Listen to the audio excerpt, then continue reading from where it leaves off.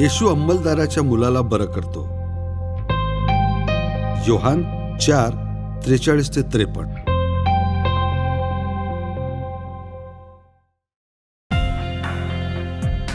त्या 2 दिवसानंतर ते निरोप घेऊन गालिलात गेले.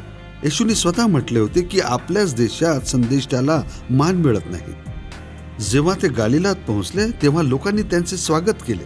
येशूने वल्हांडण सणात जे काही केले होते ते सर्व काही त्यांनी पाहिले होते. सणानिमित्त ते पण तिथं गेले होते. ते पुन्हा गालिलातील काना गावी आले, जिथं त्यांनी पाण्याचा द्राक्षारस केला होता. कफर्नहुमातील कुणी एका अधिकाऱ्याचा मुलगा आजारी होता.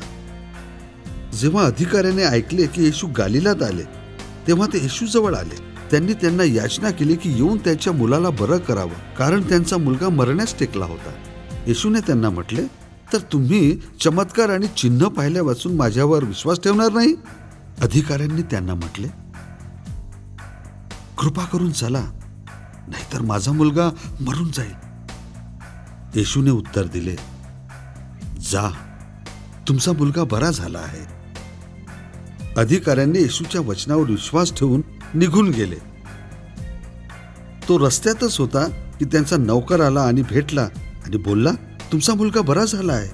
त्यांनी त्याला विचारलं की कोणत्या घटकेस त्याला बरं वाटू लागलं.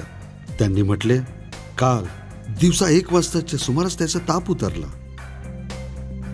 तेव्हा वडील समजले की ठीक त्याच वेळी येशूने म्हटले होते की तुमचा मुलगा बरा झाला आहे. आणि मग त्यांनी पूर्ण परिवारासह येशूवर विश्वास ठेवला.